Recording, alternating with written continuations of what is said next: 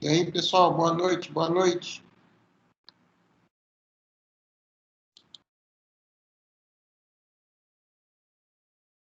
Opa, boa noite.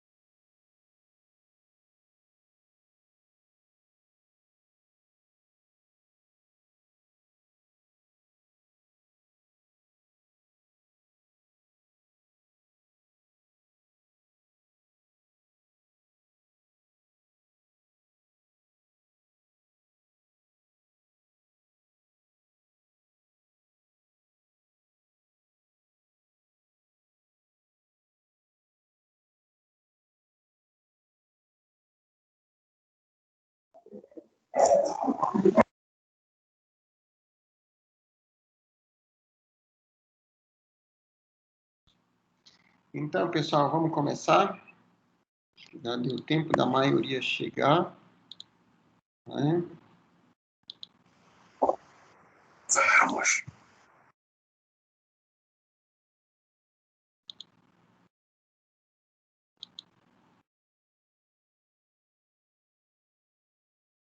Estão vendo a minha tela aí? Sim. Sim? Estão vendo a minha tela aí? Aparece para vocês? Para mim tá aparecendo. Aparecendo. Beleza. Vamos lá. Então, aqui. Não sei se os outros professores já mostraram isso para vocês. A gente tem nessa primeira semana que mostrar para todo mundo, tá? Então, lá vai de novo, para quem já viu. Isso daqui é um cronograma da nossa avaliação parcial, ok? Então, a parcial 1 do primeiro bimestre vai valer 1.000 pontos, tá? Ela vai valer 1.000 pontos. É uma AMP, ela é modelo professor do nível 2, ok? E aí a gente tem como primeira tarefa aí, até o dia de cada aula, assim que o aula for liberado, né, para a gente postar o material, vocês vão ter que acessar cada material antes de cada aula.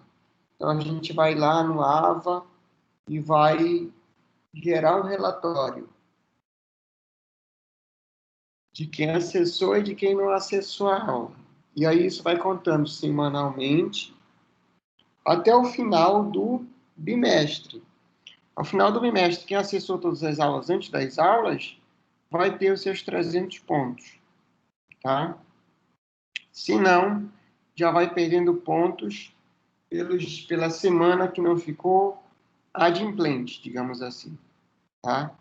Então, dos 1.000 pontos, 300 pontos vão para o acesso regular aos materiais da unidade. Até o dia 25/9, outros 200 pontos para quem fizer o desafio nota máxima e alcançar no mínimo 1.500 pontos. Tá? E até o dia 2/10, 200 pontos para quem tiver concluído todas as etapas do estudo dirigido do ED do semestre 2020.2. Isso aqui não serve para você. Para os alunos que já tiveram concluído todos os EDs, o professor irá atribuir... Oi, pode falar. Um momento. Sobre as pessoas que não estão conseguindo acessar o AVA, elas vão sair prejudicadas antes de ajeitar isso? Sobre esse primeiro aqui, né, do acesso até o primeiro dia de aula, né? Não, isso daqui não. Porque eu estou tentando ajeitar. Comecei a contabilizar isso, porque nem eu estou tendo acesso ao AVA ainda. Não estou conseguindo nem postar o material, tá? Ok. E aí, obviamente, a gente vai ter que fazer esse meio campo aí, né? Eu entendo a situação de quem não tem acesso por algum motivo aí, né? Mas ainda, né? Nessa primeira semana, a gente ainda não tem acesso, pelo menos eu ainda não tive acesso. Só aparece 2 disciplinas para mim, que não é a de vocês. E vamos ver como é que vai ficar a partir da segunda semana. Até mesmo o link da aula, né, que seria disponibilizado automaticamente, ainda não funcionou. A gente está tendo que gerar o link para poder vocês acessarem, né? Eu acho que vai permanecer esse mesmo link aí para as nossas aulas até que se volte ao que eles planejaram, tá? Ainda tem isso daí. Ok?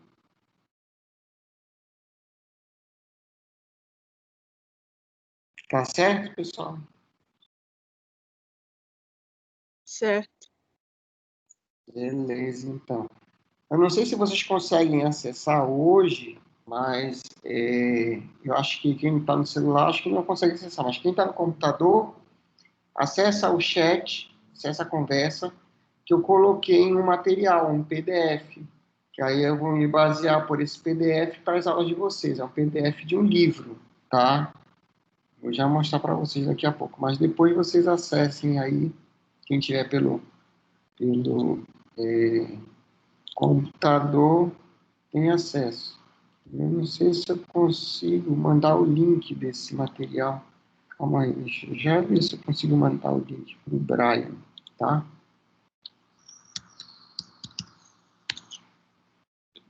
Estou abrindo aqui o WhatsApp para ver se eu consigo mandar o link desse material que eu coloquei agora no Teams para o Brian, tá?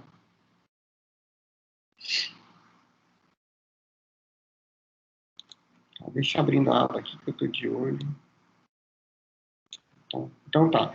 300 pontos para o acesso regular, 200 pontos para o desafio nota máxima e mais 200 pontos para o ED, né? Ainda tem isso, se não está acessando o AVA, não deve estar nem acessando o ED, né? Também para conseguir começar a fazer isso daí, tá? E aí, do dia 5 ao dia 10/10, os 300 pontos restantes da parcial do professor, que vai ser no mesmo dia da prova oficial, segundo esse calendário aqui, ok? Mas aí eu vou dizer o seguinte para vocês. Eu acho muito melhor a gente ir diluindo logo esses 300 pontos.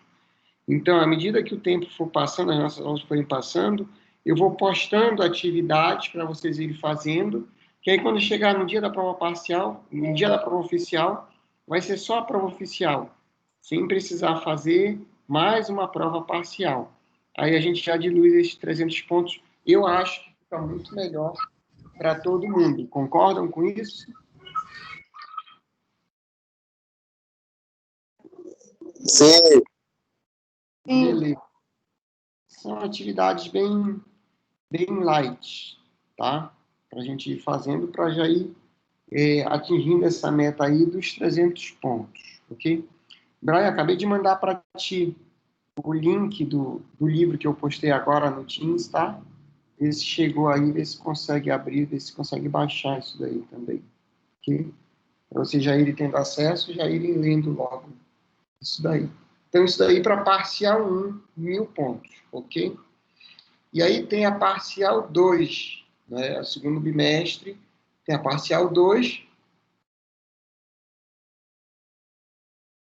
valendo 2.500 pontos, ok? E aí, novamente, 300 pontos para os acessos em dia aos materiais que vão sendo postados semanalmente.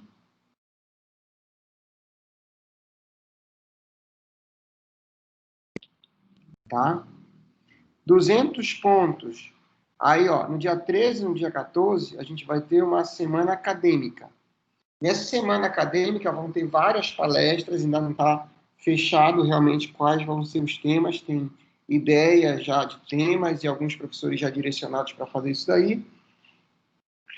Mas das várias palestras que vão ter, vocês vão ter que assistir pelo menos 2 palestras.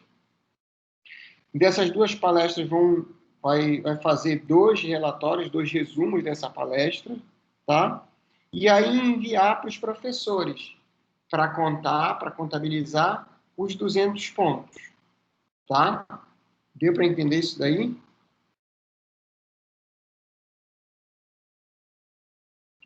Sim? Deu, professor. Beleza, então. Deu, professor. Não sei se está me ouvindo, mas deu. Então, até o dia 23 de 10, depois mais 200 pontos para o desafio nota máxima, para quem alcançar no mínimo 4 pontos. Até o dia... Está com o telefone ligado.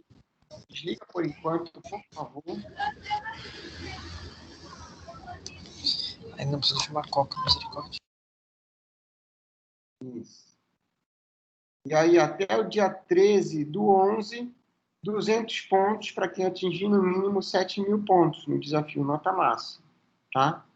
E aí, o restante, do dia 23 ao dia 27 do 11, 1.600 pontos para a parcial do professor. A mesma coisa, vamos fazendo logo os trabalhinhos, logo nesse segundo bimestre, para aí já não ficar para o final os 1.600 pontos, tá? Que vocês têm que alcançar. Beleza? Tá entendido essa nova forma de avaliação da parcial? Sim. Enzo, tudo tranquilo. Beleza, então. Então, o professor Sérgio hoje ficou de dar aula para vocês depois de mim, não é? Isso, perfeito. Beleza, então. Então, a gente vai levar a aula aqui até ele pintar por aí, tá?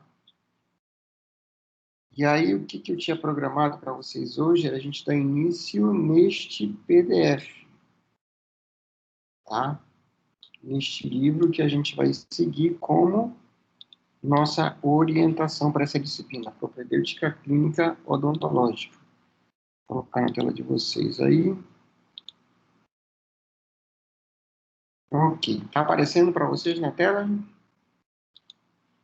Tá, tá aparecendo. Tá, professor, tá aparecendo, tá? Isso. Beleza. Conseguiu ver se dá para baixar aí, Brian? Não sei se está no celular ou no computador. Tá? Ou então passa Manda no... pro meu celular que eu encaminho pra turma. Oi? Manda pro meu celular que eu encaminho pra turma. Já acabei de encaminhar pelo WhatsApp. Já? Ainda não chegou. Chegou? Tô no PC, no celular, no computador conectado. Chegou um link aqui. Isso, Um segundo link.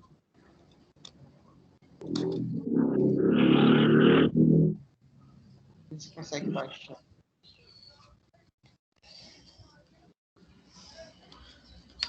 O meu não quer entrar pelo aplicativo na aula, só entrou pelo computador, não sei porquê.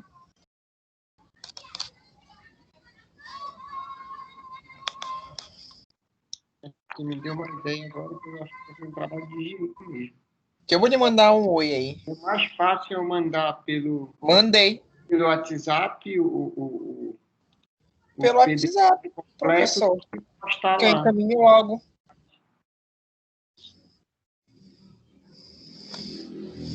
Tô mandando mensagem pro senhor lá. Mandei. Ah, não dá para adicionar pelo WhatsApp, porque é maior do que 100 megabytes. Então encaminha por e-mail da turma, eu baixo logo lá e encaminho. Eu vou lhe mandar o e-mail da turma. Pera aí. Só um momento.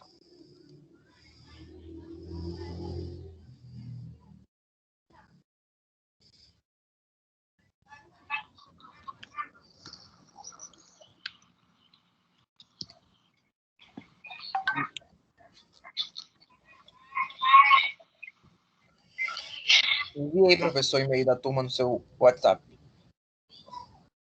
odontologia219@hotmail.com. Enviei a senha sem querer, mas enfim.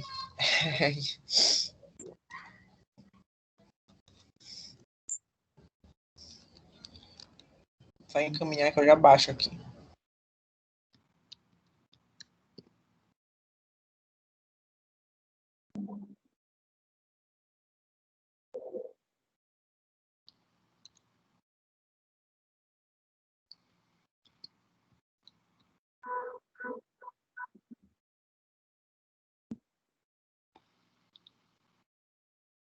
Pronto, enviei.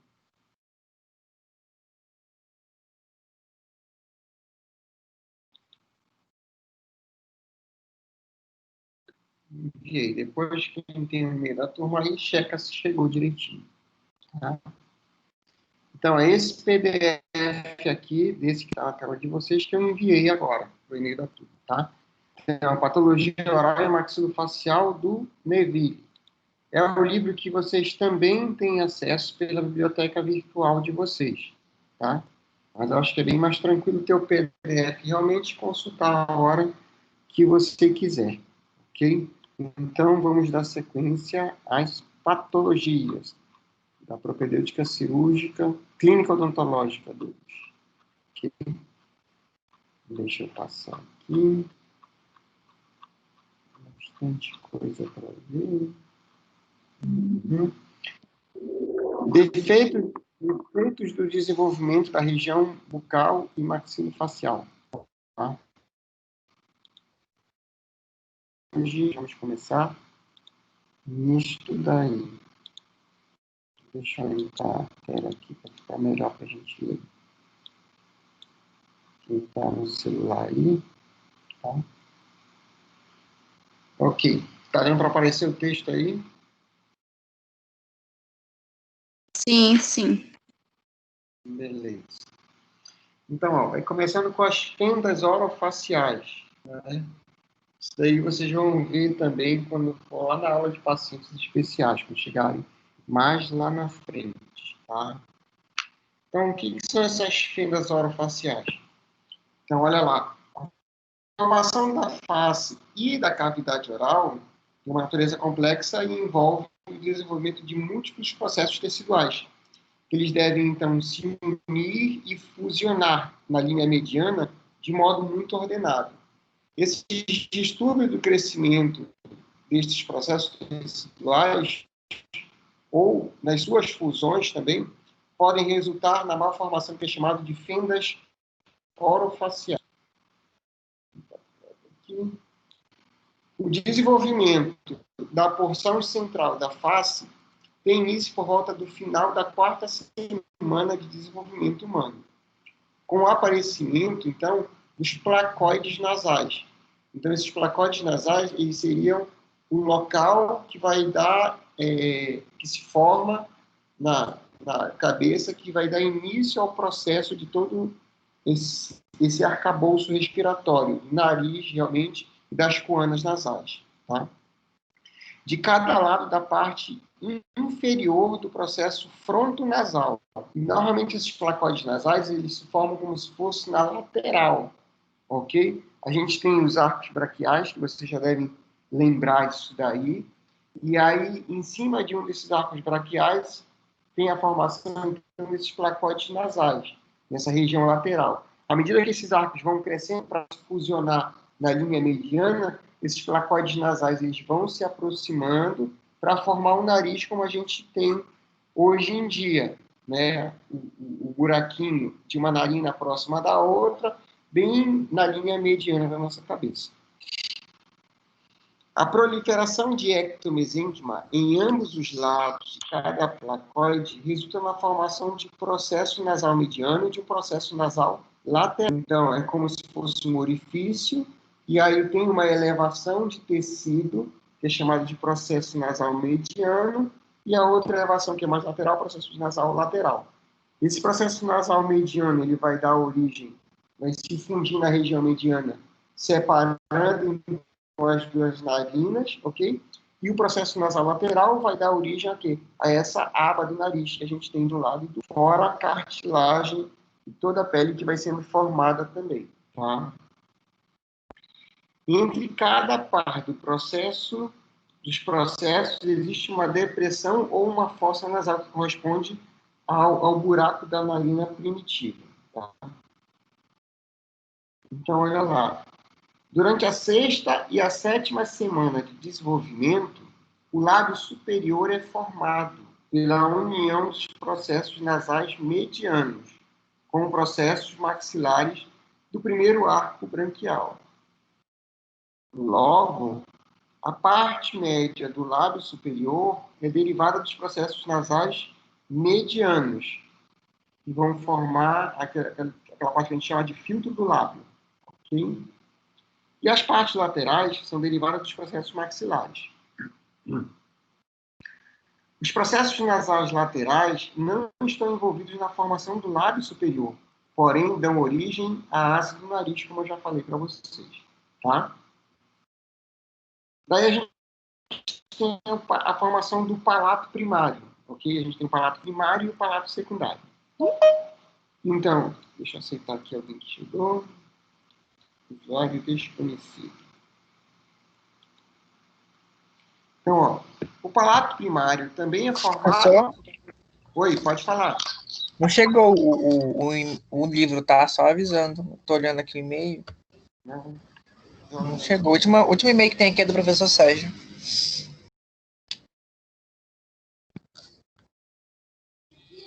Já li no lixo eletrônico também, mas... Mesmo assim.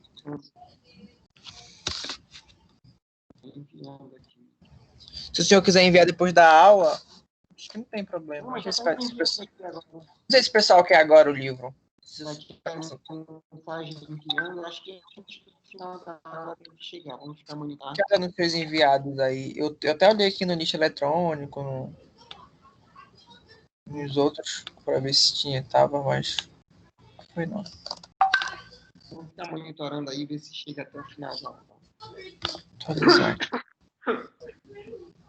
Então, a gente tem a formação do palato primário aí. Esse palato primário também é formado pela união dos processos nasais medianos. Então, o palato primário também é formado pela união dos processos nasais medianos para formar o segmento intermaxilar. Tal segmento dá origem à pré-maxila. É uma estrutura óssea com formato triangular que abrigará os quadros incisivos superiores. Tá? Então, o que vem a ser esse palato primário? Esse palato primário ele é formado, como está dizendo aqui o texto, dos processos nasais medianos, que a gente já viu que dá origem aqui, a essa parte central do lábio, ok? Mas, além disso, ele dá origem à parte da maxila que fica anterior ao foraminásico palatino, essa região triangular, onde vai caber certo os quadros incisivos, os centrais e os laterais do paciente, tá? Então, isso daí é chamado de palato primário. Tá entendido isso daí, pessoal?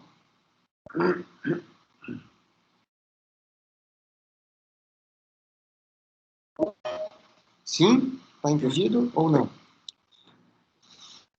Senhor pode repetir, por favor? Oi, cortou. Senhor Sim, pode repetir. sim.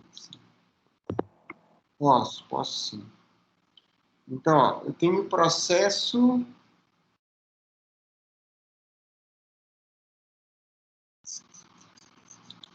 Espera aí que eu tive uma ideia melhor.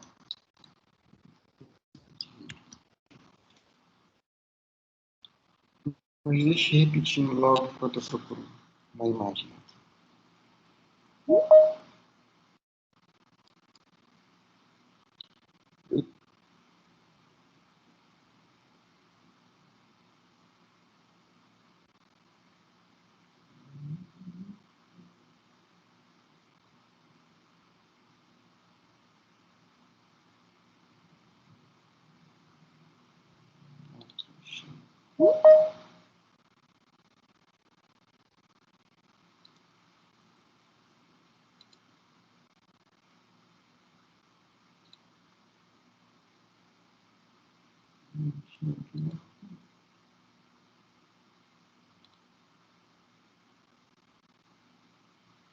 Estão vendo a minha tela aí? Vídeo do YouTube. Sim, professor.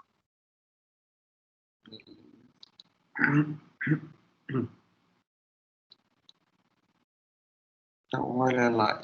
Esse é o desenvolvimento da região da face. Tá?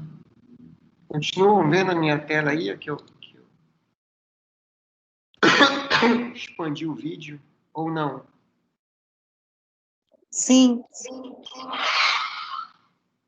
Eu acho que agora foi o e-mail, que deu um barulhinho aqui no computador. Depois dá uma verificada lá. Então, ó, esse daqui seria o feto com 24 dias, ok? Aqui embaixo, 24 dias. Tá? Tá travada a tela. Oi, tá travando a tela? Não, tá travada. Acho que é melhor deixar. O vídeo Verdade. tá pausado agora. Tá pausado. O meu tá pausado. O vídeo do professor tá em 3 segundos aqui, no caso. É isso mesmo, professor? Não, tá em 8 segundos aqui para mim. No meu tá em Tá da 3. tela cheia, eu acho. Tira da tela cheia. Deixa eu tirar aqui, ó. Aqui no meu não tá em tela cheia, tá só mesmo em tela pequena do professor. Aí aparece ao Agora que redor as sugestões. Agora apareceu frontonasal. apareceu a região frontonasal e o estomodeu. Que não tá a nossa língua, né? Eu vou deixar assim pequeno, então, que eu acho que quando eu aumento o vídeo, eu acho que vocês não visualizam. Acho que assim fica melhor. Tá? Então, ó, tem a proeminência frontonasal, ok? E tem o estomodeu, que seria a boca primitiva. Aqui uma vista frontal e aqui uma vista lateral. Tá? Lado direito lateral, lado esquerdo uma vista frontal, ou ventral também.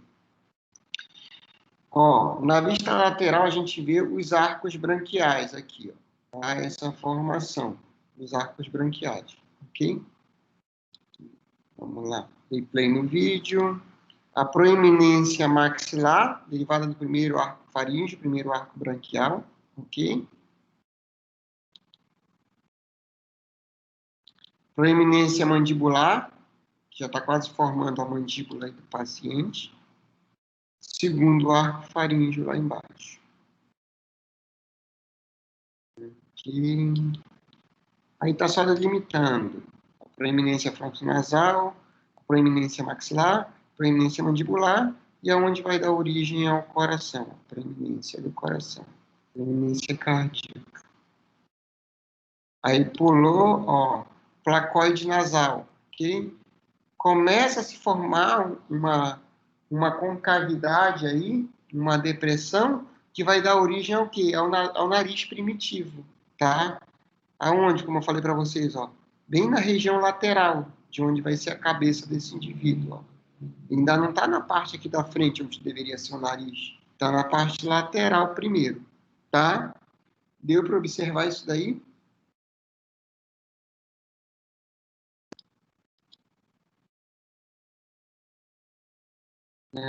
Continua o desenvolvimento. Ó, com 31 dias, aí a gente já vê o quê? Formação a maior formação agora do buraco nasal. Mas além dessa formação desse buraco nasal aí,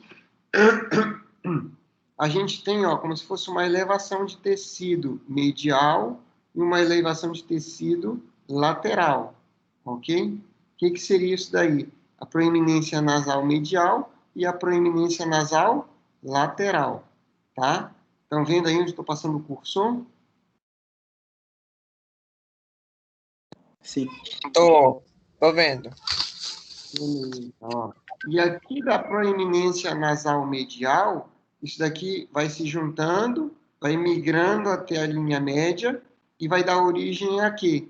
Vai dar origem a essa região central do nariz, mas não só isso, vai dar origem à região central do lábio desse paciente, tá? Deixa eu continuar ali. Olha o olho que está lá lateral também, está começando a ser formado, 31 dias. Aquele vem delimitando agora, ó. Proeminência nasal medial e proeminência nasal lateral,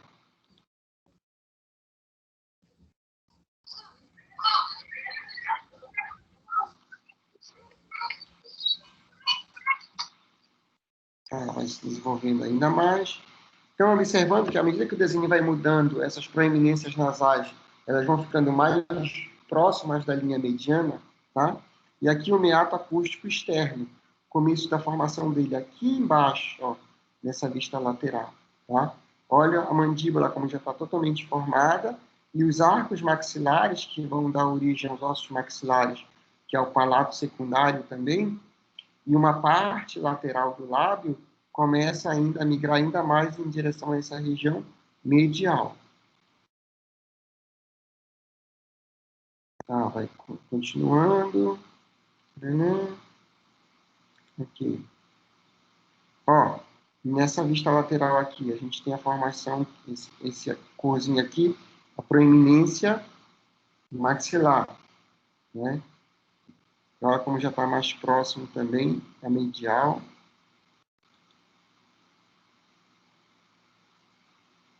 Vai passar mais os dias. 48 dias. Ó, aqui, certo nessa imagem, olha. Dá para perceber aqui, então, que o lábio desse paciente ele vai ser formado pelo quê? Pelo processo maxilar, aqui, uma parte do maxilar, uma parte dessa proeminência nasal medial, que vai dar origem a esse lábio superior desse paciente. Deu para entender até aqui isso daí? Sim, sim.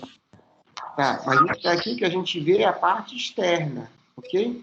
Porque essa região aqui, essa proeminência nasal medial, ela vai dar origem ao que a gente chama de palato primário, que vai ser o quê? Internamente, não teria uma lâmina dura aqui, que seria o osso, que vai abrigar os 4 incisivos desse paciente? Sim?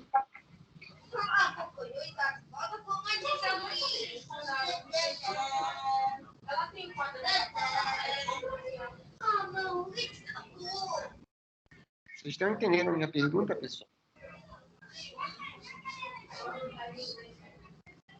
Não, não ouvi. Não? É o seguinte. Deixa eu colocar o mundo de todos, depois vocês ativam para responder, tá? Para todo mundo ouvir, ó. O processo nasal medial, ele vai dar origem a essa parte central do lábio. Isso daqui vocês entenderam. Mas o processo nasal medial, a gente vendo aqui por fora, mas internamente disso daqui, ele vai dar origem também ao osso que vai abrigar, a lâmina de osso aqui que vai abrigar os incisivos desse paciente, tá? É toda aquela parte óssea que fica antes ou para frente do forame nasopalatino, como se fosse formando um triângulo. Deu para entender isso daí? Sim, e na minha parte, sim. Ok. Então, isso é chamado de palato primário, ok? Então, toda essa lâmina óssea que vem antes do nasopalatino, do forame nasopalatino, é chamado de palato primário. E o que vem depois desse forame nasopalatino, que aí sim é formado por essa região da maxila, pelo osso maxilar, isso sim é chamado de palato secundário, tá?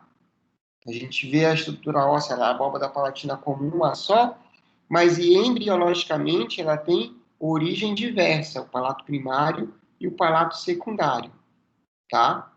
Deu para entender isso? Deu, professor. Beleza. Isso daqui é primordial para entender por que ocorrem as fendas orofaciais nos pacientes, tá? Deixa eu voltar lá para o texto, então.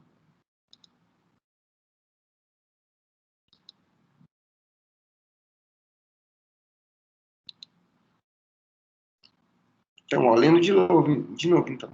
O palato primário também é formado pela união dos processos nasais medianos para formar o segmento intermaxilar.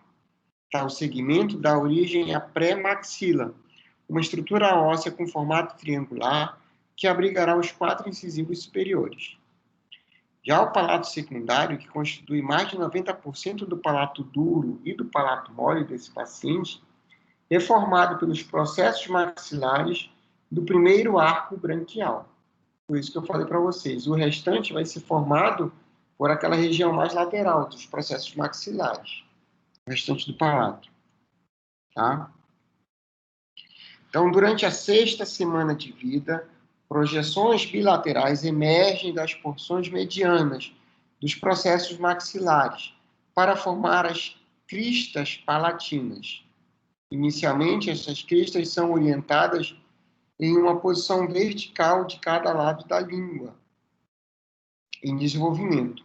Conforme a mandíbula cresce, a língua assume uma posição mais inferior também, permitindo que as cristas palatinas sofram rotação para uma posição mais horizontal e cresçam uma em direção à outra, até a direção da linha mediana. Por volta da 8ª semana de vida, já ocorreu crescimento suficiente para permitir que as porções anteriores de tais cristas iniciem a fusão entre si. As cristas palatinas também se fusionam com o palato primário e com o septo nasal. Tal fusão inicia-se na porção anterior do palato e progride em direção posterior, estando completa por volta da 12ª semana de vida. Aí deixa eu voltar lá para o vídeo para vocês entenderem isso daí. Cadê o vídeo?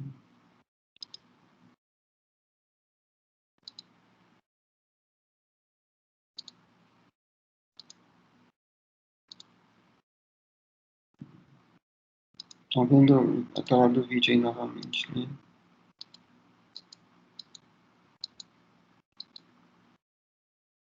Aqui. Aqui importa. Chegou o livro, tá? No e-mail. Ah, beleza. Tá, eu só tô baixando aqui, só que ele demora bastante. Eu acho que o pessoal vai ter que baixar pelo e-mail mesmo, porque possivelmente não é compatível com a WhatsApp mesmo. É grande. Eu vou ver aqui. Então, ó, aqui nessa imagem, o que a gente tem? A gente tem um corte sagital na cabeça desse indivíduo. Seria um corte na linha mediana, ok? Então, aqui a gente vê o primórdio da boca, da faringe, da nasofaringe, da orofaringe, até chegar na divisão entre traqueia e esôfago, realmente, tá? E aqui os primórdios da cavidade nasal também, aqui em cima, ok? Aqui nessa região onde vai ser formado o cérebro, onde o cérebro está se desenvolvendo. Então, esse daqui é um corte sagital. Desse corte sagital, ele fez um corte coronal nessa altura aqui, ó, pegando a boca e a cavidade nasal, tá? Aqui a gente vê a língua também, ó. A língua ela vai crescendo em direção superior e, de repente, ela se curva, tá? Ela se curva. Então, a face ventral fica voltada para baixo e a parte do dorso da língua fica voltada para cima, tá? Então, tem esse corte coronal aqui. Ele vai fazer esse corte coronal e vai mostrar a imagem. Então, ó, desse corte coronal, tá? Desse corte coronal. O que a gente tem aqui em cima? Aqui a gente tem a cavidade da caixa craniana, essa parte de azulzinho aqui em cima, tá? Parte da caixa craniana do cérebro, está se desenvolvendo o cérebro. Vê que aqui, ó, esses filamentos amarelos são os nervos olfatórios, ok? São os nervos olfatórios, eles já estão aqui em posição. Vamos ver o posterior desenvolvimento.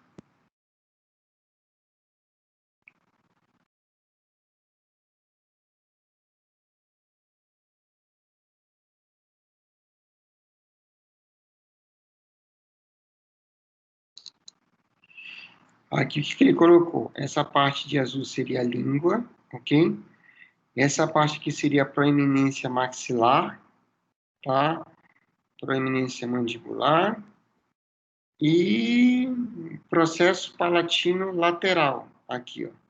Processo palatino lateral, bem verticalizado. Depois ele vai ficar horizontalizado para poder se fundir na região mediana.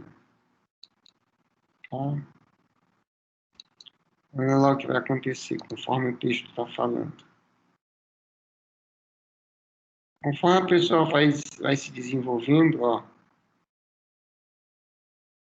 que estava verticalizado, ele começa a ficar horizontalizado e se unir, tá? E a hora que ele começa a se unir, deixa eu ver essa outra imagem aqui. Veja na imagem da direita. Na imagem da direita agora, tá? Essa em azul aí. Olha que ele começa a se unir por essa região anterior, a estrutura vai se formando pela região anterior, até, caminhando até a direção posterior, formando a úvula e o palato mole desse paciente. Tá? Olha aqui, agora sim, eu tenho o palato realmente formado, fusionado, esse palato secundário, que é proveniente do processo maxilar, a língua numa posição normal, dentro da cavidade oral, e agora a cavidade nasal totalmente separada da cavidade oral, tá? Deu para entender isso daí, pessoal? Sim. Beleza. Então, vamos voltar para o livro.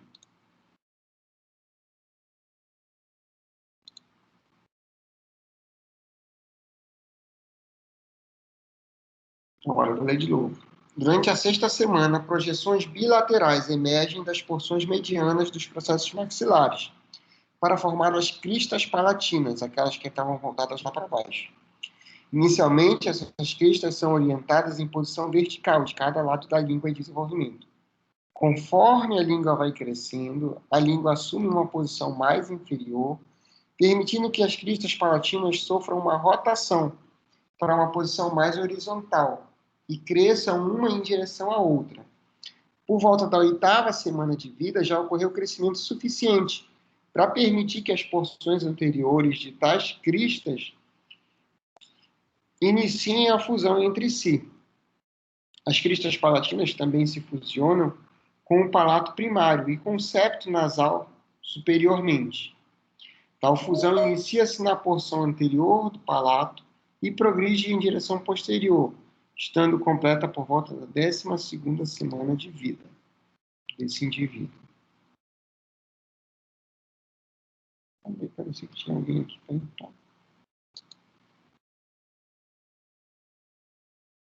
Então, a fusão defeituosa do processo nasal mediano com o processo maxilar resulta na fenda labial, tá?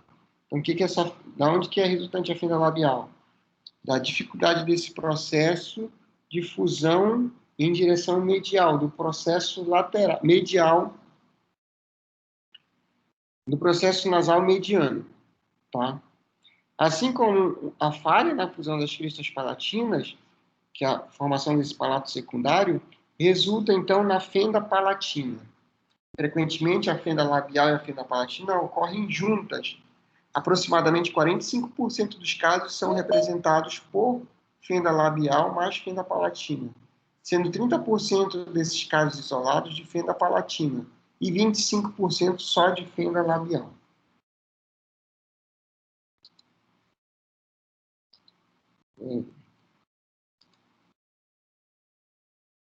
Tanto na fenda labial isolada como na fenda labial associada à fenda palatina, são condições relacionadas etiologicamente e podem ser consideradas como um grupo, fenda labial com ou sem fenda palatina.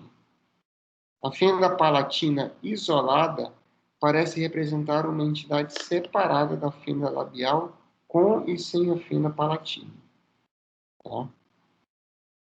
A causa da fenda da fenda labial com ou sem a fenda palatina e da fenda palatina isolada ainda está sendo discutida. Até hoje em dia não se tem um real motivo do porquê que isso ocorre. A gente sabe como é que ocorre, mas sabe do porquê, o que leva a essa formação dessas fendas. Inicialmente, é importante distinguir fendas isoladas dos casos associados a síndromes específicas. Apesar de muitas fendas serem anomalias isoladas, foram identificadas mais de 350 síndromes de desenvolvimento que têm a fenda labial ou a fenda palatina associadas como comorbidades, tá? Então, 350 síndromes do desenvolvimento que podem estar associadas à fenda labial com e sem a fenda palatina. Estudos recentes sugerem que mais de 30% dos pacientes com fenda labial, fenda palatina, e 50% daqueles com fenda palatina isolada têm alguma anomalia associada. Algumas destas síndromes são condições genéticas que podem ser autossômicas dominantes, autossômicas recessivas ou de padrão hereditário ligado ao cromossomo X. Outras síndromes resultam de anomalias cromossomiais ou idiopáticas.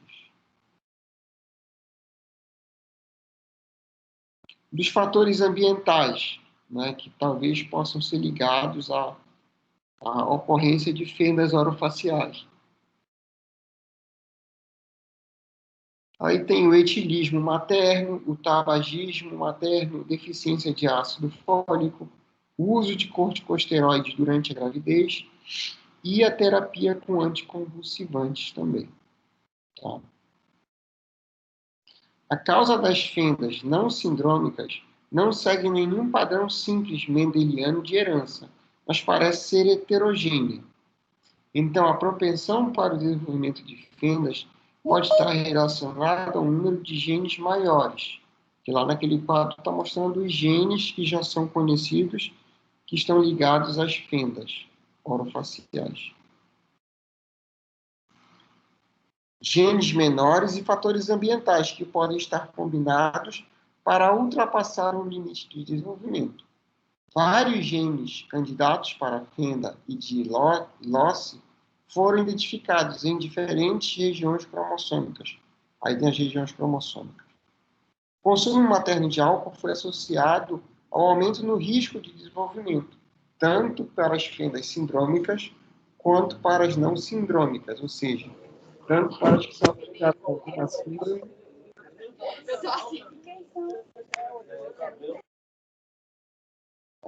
Se quer alguma dúvida. Então, tanto aquelas fendas que são associadas a alguma síndrome, quanto aquelas que são dissociadas de alguma síndrome.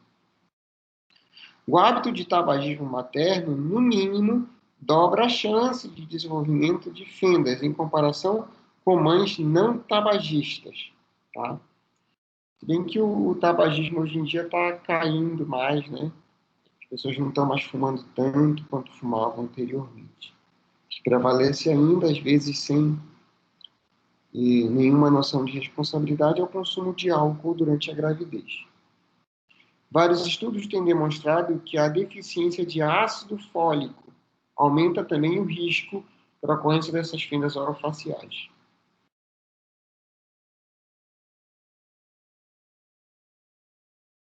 O uso materno de corticosteroides está associado ao aumento do risco em 3,4 vezes para o desenvolvimento dessas fendas. Um aumento na frequência também foi relacionado ao uso de anticonvulsivantes, especialmente a fenitoína, que aumenta cerca de 10 vezes a chance para o aparecimento dessas fendas orofaciais.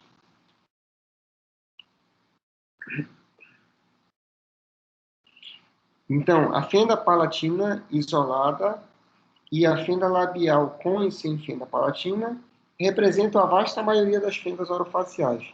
Entretanto, outras fendas raras também podem ocorrer também. Uma delas seria a fenda facial lateral, que é causada pela falta de fusão dos processos maxilar e mandibular e representa 0,3% de todas as fendas faciais. Tal fenda pode ser uni- ou bilateral. Aqui na figura 1.1, que a gente vê, ó, uma fenda labial, ok? Do lado esquerdo do paciente, ó, bem proeminente, ok?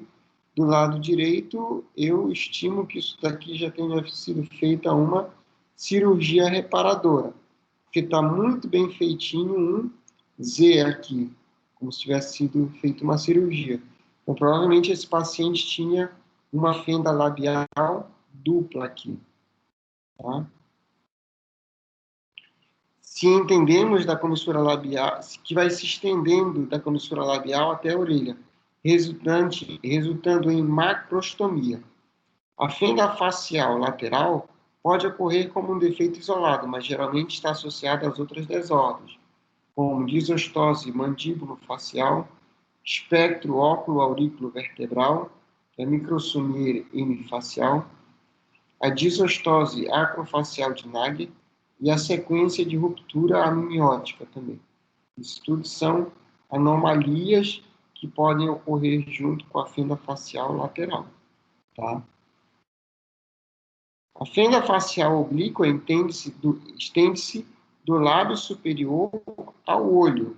Tal fenda está quase sempre associada à fenda lingual, fenda labial, desculpa. E muitas vezes as formas graves são incompatíveis com a vida.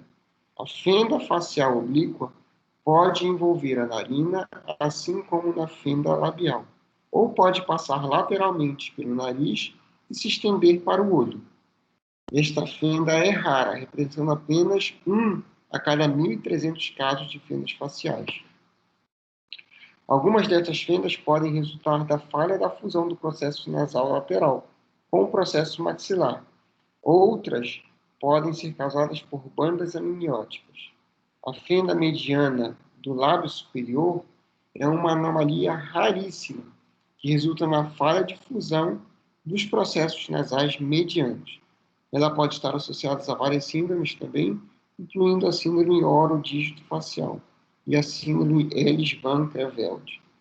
As fendas medianas do lábio superior mais aparentes representam, na verdade, a agenesia do palato primário associada à holoprosencefalia. Essa holoprosencefalia seria o prosencéfalo, essa região da testa aqui, mais avantajada, porque o cérebro cresceu demais. Isso seria a holoprosencefalia. Tem uma outra figura aqui. Aqui, a fenda palatina, defeito palatino resultante na comunicação com a cavidade nasal. Então, esse paciente aqui, ó, tem a falta de fusão dessa arcada, aqui, desse palato secundário, provocando essa fenda palatina. Olha como é que o interior do nariz fica totalmente visível e em comunicação com a cavidade oral desse paciente. Tá? Características clínicas e radiográficas. A formação de fenda é um dos defeitos congênitos mais frequentes em seres humanos. Uma considerável variação racial em relação à prevalência é observada. Então, nos indivíduos brancos, a fenda labial com a fenda palatina ocorre a cada 700 a 1.000 nascimentos. A frequência das fendas orofaciais nas populações asiáticas é aproximadamente 1,5 vezes maior do que nos indivíduos brancos. Já em contraste, a frequência da fenda orofacial em indivíduos negros é bem menor, muito inferior, ocorrendo 0,4 caso a cada 1.000 nascimentos. Muito, muito, muito menor. Tá? Entre os norte-americanos, parece que a frequência é a mais elevada, com cerca de 3,6 casos a cada 1.000 nascimentos. Os casos de fenda palatina isolada são menos comuns que os de fenda labial associados à fenda palatina, com frequência de 0,4 casos por 1.000 nascimentos, em indivíduos brancos e negros. A fenda labial com a fenda palatina é mais comum em homens. Quanto mais grave o defeito, maior a predileção por homens. A relação homem-mulher para a fenda labial isolada é de 1,5 a cada 1. E a relação de fenda labial mais fenda palatina já cresce, é de 2 homens afetados a cada 1 mulher. Em contrapartida, os casos de fenda palatina isolada são mais comuns em mulheres. Da mesma forma, quanto mais grave a fenda, maior a predileção por mulheres. Fendas que envolvem o palato mole e o palato duro são 2 vezes mais frequentes em mulheres. Porém, a relação é quase igual para as fendas que acometem apenas o palato mole desses pacientes. E aproximadamente 80% dos casos de fenda labial são unilaterais, ou seja, ocorrem só ou do lado direito ou só do lado esquerdo, sendo 20% bilaterais. Ó. Então, aqui confirmou na figura 1.1 que eu mostrei para vocês lá, é uma fenda bilateral. Só que de um lado já teve a cirurgia reparadora, do outro ainda não. Normalmente essa cirurgia reparadora do lábio é chamada de queiloplastia e ela é realizada logo nos primeiros meses de vida desse indivíduo. Cerca de 70% das fendas labiais unilaterais ocorrem do lado esquerdo, ainda tem predileção pelo lado esquerdo. Além disso, quase 70% das fendas labiais unilaterais estão associadas à fenda palatina, enquanto que a frequência da concomitância com a fenda palatina aumenta para 85% nos pacientes com fenda labial bilateral. Uma fenda labial completa estende-se através da narina, porém uma fenda labial incompleta não envolve o nariz. As fendas completas, que envolvem o alvéolo, geralmente ocorrem entre o incisivo lateral e o canino, que é justamente aquela região que divide o palato primário do palato secundário. Não é incomum os dentes, especialmente os incisivos laterais, estarem ausentes na área da fenda. Porém, dentes supranumerários podem ser observados com frequência também. O defeito ósseo pode ser observado nessas radiografias. Aí a fenda palatina mostra considerável variação em relação à gravidade. Aqui é a figura 1.2 que a gente mostrou aí. O defeito pode envolver os palatos duro e mole ou apenas o palato mole. A menor manifestação da fenda palatina é a úvula fendida, ou a úvula bífida também. Figura 1.3. Vamos ver aqui. Aqui, ó. Essa seria a menor ocorrência. O palato normal desse paciente, os lábios normais desse paciente, mas ele tem somente uma fenda lá no palato mole que ocasionou essa úvula fendida, ou úvula bífida também. Aqui, ó, fenda palatina submucosa. Professor? Diga. Oi, pode falar.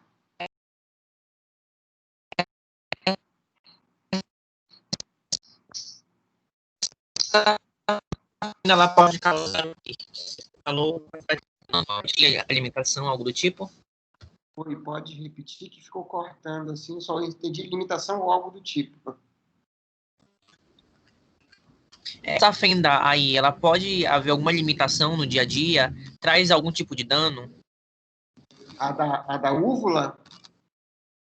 Isso, Esse específico desse no dia a dia. perguntando, né? Oi, esse específico do 1.3, né? Que está perguntando. Ou daquele outro caso anterior, que seria esse daqui, esse 1.2. 1.3, 1.3. Do 1.3.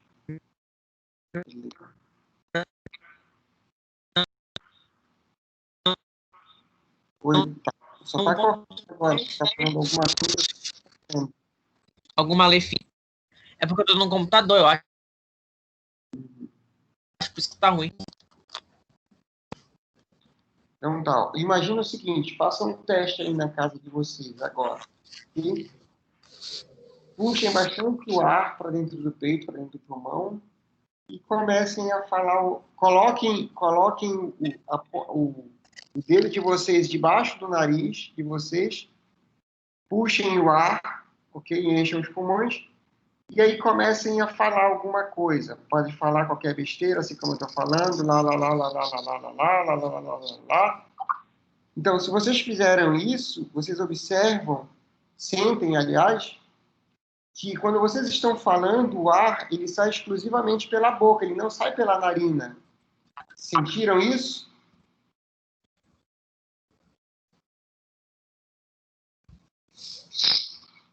Sim. Sim? Fizeram esse teste aí? Uhum. Ok. Por que que ele não saiu pela narina?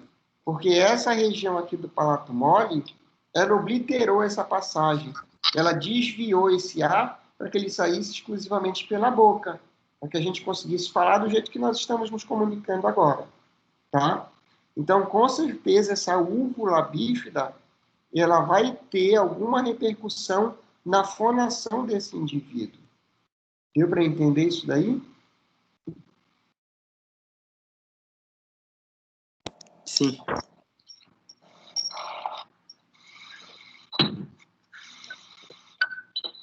Beleza. Então, olha aqui nessa figura 1.4, uma fenda palatina submucosa. O que aconteceu aqui, ó? Houve a deficiência de fusão desse processo palatino medial, ok? O osso não se fundiu, mas a mucosa se fundiu aqui, ó. A mucosa obliterou, a mucosa separou a cavidade nasal da cavidade oral, mas ainda restou a úvula fendida, tá? Esse daqui é outro tipo de ocorrência, tá? Nessa 1.4 aí. Tá entendido isso daí, pessoal? Sim. Tá, fendida. Ok. A prevalência da úvula fendida é muito maior que da fenda palatina, com frequência de 1 a cada 80 indivíduos brancos. A frequência em asiáticos e norte-americanos é elevada. 1 a cada 10 indivíduos tem essa úvula bífida. A úvula fendida é menos comum em indivíduos negros, ocorrendo um caso a cada 250 pessoas nascidas. Isso daqui é uma sequência, antes era chamado de síndrome, hoje em dia é sequência de Pierre-Robin, onde tem micrognatia mandibular em um indivíduo recém-nascido com a fenda palatina. Poderia ter só a fenda palatina ou a fenda labial também, ocorrendo junto com a síndrome. Tá? Em alguns casos, uma fenda palatina submucosa desenvolve-se. A superfície mucosa apresenta intacta, porém existe um defeito na musculatura subjacente do palato mole, 1.4. E frequentemente ocorre uma chanfradura no osso ao longo da região posterior marginal do palato duro. Essa chanfradura é justamente isso daqui que ele está falando. Ó. O osso ele não se desenvolveu do palato por completo, ele apresenta essa chanfradura. Okay? Esta fenda incompleta, às vezes, manifesta-se como área de coloração azulada, porém é mais bem identificada pela palpação realizada com um instrumento rômbico. Em geral, ela também pode estar associada à úvula fendida. E a sequência de Pierre-Robin é uma condição bem reconhecida, caracterizada por fenda palatina, micrognatia mandibular e glossoptose, que seria a obstrução das vias aéreas causado por esse deslocamento posterior e inferior da língua. A sequência de Pierre-Robin pode ocorrer como um fenômeno isolado ou pode estar associada a uma variedade de síndromes ou outras anomalias. A síndrome de Stickler e a síndrome velocardiofacial são as duas desordens genéticas mais frequentemente associadas. Acredita-se que o crescimento reduzido da mandíbula no útero resulte na falha de deslocamento inferior da língua, impedindo assim a fusão das cristas palatinas. A mandíbula retraída resulta em deslocamento posterior da língua, falta de suporte para toda essa musculatura da língua e, consequentemente, a obstrução das vias aéreas desses pacientes. A dificuldade respiratória, especialmente quando a criança está em posição supina, é frequentemente observada ao nascimento e pode causar asfixia. A fenda palatina, em geral, tem um formato de U e apresenta-se mais larga do que a fenda palatina isolada. O paciente portador de uma fenda é afetado por vários problemas, alguns muito óbvios e outros nem tanto. O problema mais evidente é a aparência clínica, que pode levar a dificuldades psicossociais, tanto para a criança quanto para os pais. As dificuldades na fala e na alimentação são inerentes também a esta condição, especialmente nos casos de fenda palatina. A má oclusão é causada pelo colapso desses arcos maxilares, porque não há formação da maneira saudável desses arcos maxilares. Possivelmente ainda com a ausência de dentes supranumerários ou dentes mal posicionados também, fora do local de posição natural que deveria ser. Tá entendido isso aí, pessoal?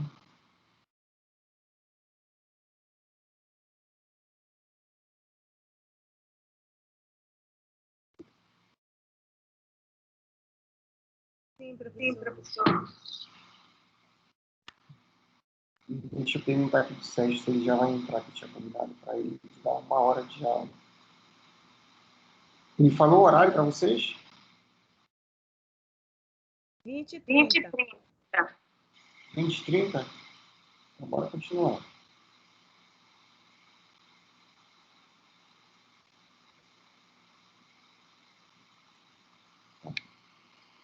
Tratamento e prognóstico, então. Tratamento do paciente com uma fenda orofacial é desafiador. O tratamento ideal deveria envolver uma abordagem multidisciplinar, incluindo, porém não se limitando a isso, um pediatra, um cirurgião bucomaxilofacial, o otorrinolaringologista, o cirurgião plástico, o odontopediatra, o ortodontista, protesista, fonoaudiólogo e geneticista, né? Aqui eu senti falta dessa relação de uma pessoa que é essencial também no tratamento dessas pessoas, né? Que seria o psicólogo, tá? Já que é evidente que esse paciente vai ter problemas, desafios psicossociais, então o psicólogo também deveria estar elencado aqui nesse rol desses profissionais. A cirurgia reparadora geralmente envolve múltiplos procedimentos primários e secundários durante a infância e eles vão se estender até a fase adulta desse indivíduo. Os tipos específicos de procedimentos cirúrgicos e a época em que são realizados variam de acordo com a gravidade do defeito e da filosofia seguida pela equipe também. Uma discussão detalhada destes procedimentos foge ao objetivo desse texto. Okay. Entretanto, o fechamento primário do lábio é geralmente realizado durante os primeiros meses de vida, seguido posteriormente pela correção do palato. Aparelhos protéticos e ortopédicos são com frequência utilizados também para moldar ou expandir os segmentos da maxila antes do fechamento do defeito do palato. Na fase mais tardia da infância, enxertos ósseos autógenos podem ser colocados na região defeituosa do osso alveolar, dependendo do caso também. Posteriormente, procedimentos ortognáticos e enxertos de tecido mole podem ser usados para melhorar a função e a estética. A extração osteogênica da maxila pode ser útil em pacientes cuja cicatriz do palato limita a quantidade de avanço possível no momento da osteotomia. O aconselhamento genético também é importante para o paciente e sua família. Nos casos não sindrômicos, o risco de desenvolver fenda em um descendente ou irmão de uma pessoa afetada é de 3 a 5%, no caso de nenhum outro parente de primeiro grau também ser afetado. O risco vai aumentando para 10 a 20% se outros parentes de primeiro grau são afetados também. O risco pode ser maior para aqueles com fendas que estão associados a síndromes, de acordo com o possível padrão hereditário. Está entendido isso daí, pessoal?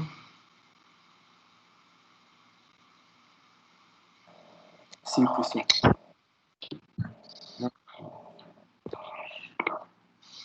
Opa, uma imagem aqui.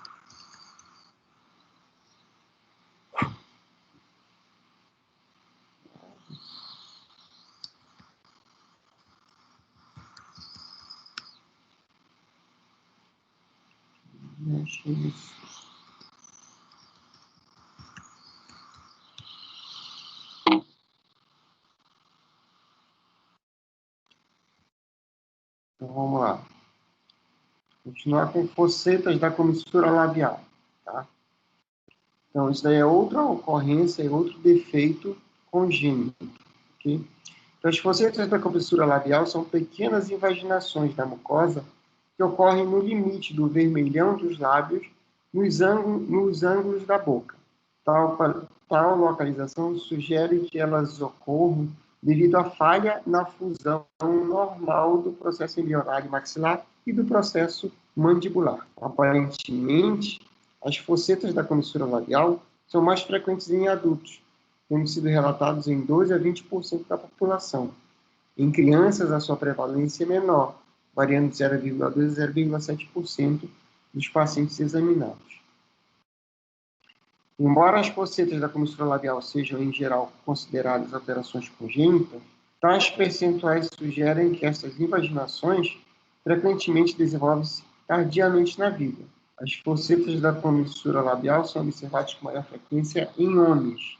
Em alguns casos, o histórico familiar sugere a transmissão autossômica dominante. Vou ver logo a foto. Aqui, ó. Figura 1.6 aí. Foceta da comissura labial. Seria uma depressão na comissura labial. Tá vendo esse buraquinho aí? Conseguem perceber? Estou circundando ele com a ponta do mal. Sim. Sim, visível. Uhum. Tem gente que nem sabe que tem, né? Nunca prestou atenção nisso. De tão discreto que é. Então, as focetas da comissura labial são geralmente identificadas durante o exame clínico de rotina. Na maioria das vezes, os pacientes relatam nunca ter notado a sua presença. Então, as focetas podem ser unilaterais ou bilaterais. Apresentam-se como fístulas cegas que podem se estender de 1 a 4 milímetros de profundidade. Em alguns casos, uma pequena quantidade de líquido pode ser eliminada da foceta quando ela é pressionada, sendo provavelmente saliva proveniente de glândulas salivares menores que drenam do fundo da invaginação. Diferentemente das focetas labiais paramedianas, na descrição vem uma descrição a seguir dessa outra ocorrência, as focetas da comissura labial não estão associadas à fenda palatina ou às fendas faciais também, aquelas outras fendas faciais, fenda oblíqua da face, tudo que a gente viu anteriormente. Entretanto, parece que existe uma prevalência bastante maior de focetas pré-auriculares, seios auriculares nesses pacientes. Não sei se vocês já se depararam, se conheceram alguma pessoa que, assim, na frente do aurículo, na frente da orelha, elas têm um furinho, já nasceram com esse furinho, né? E aí, conforme... e que nem nessas focetas labiais, que às vezes você espreme e sai um líquido, nesses que tem essas focetas pré-auriculares, também sai um líquido e acumula alguma coisa aí. Não sei se vocês já conheceram alguém que tem esse furinho na frente da orelha. São chamados focetas pré-auriculares, e é um defeito de uma formação também de fusão desses arcos branquiais, assim como o é das focetas paramedianas e das focetas labiais.